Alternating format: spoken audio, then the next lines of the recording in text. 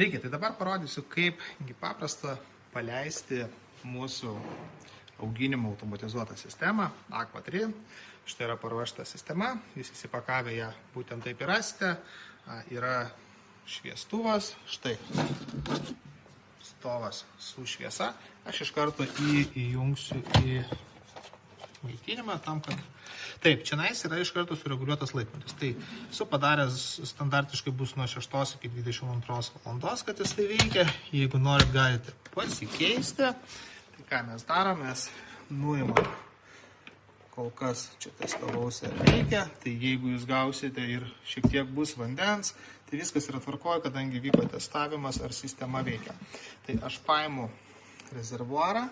Čia esu jau pasiruošęs vandens, jūs irgi gaunate, tik tai, kad pakuotė šiek tiek kitokia bus. Susipilate vandens į rezervuarą. Grubiai imkite 1,5–2 pirštai. Čia nais, kad būtų vandens, apie 2 cm, 2,5 gali būti mažiau, bet nieko baisaus. Šiaip jūsų indikatorius yra plūdė. Tai mes įstatome sistemą su dangteliu.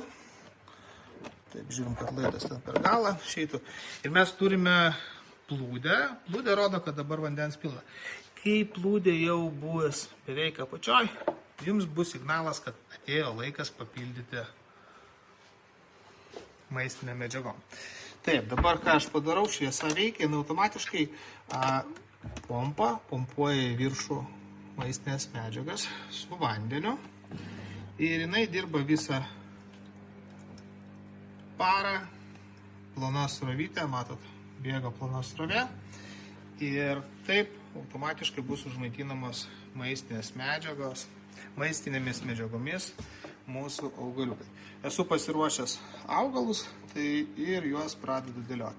Tai vėlgi, ką tai reikia paprasčiausiai paimu, įstatau.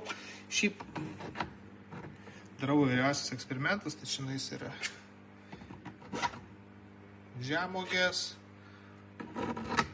kalendra, rūkola,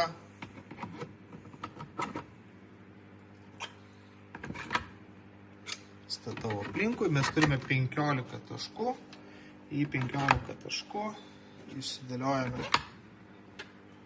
augaliukus.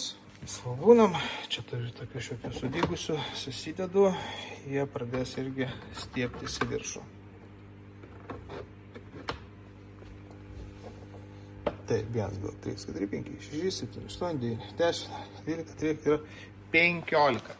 Ir štai kaip atrodo mano auginimo sistema Aqua 3 pajungta, šviesa duoda energijos augalam augti. Ir viskas auga, ką reikės jums tik tai padaryti, tai kai nusiskynėt augalus ir norit naujų, tiesiog paimat juos pakeičiat, plūdė nusileido, papildot maistinę medžiagą. Viskas, lengvo, gero naudojimasi ir skanaus.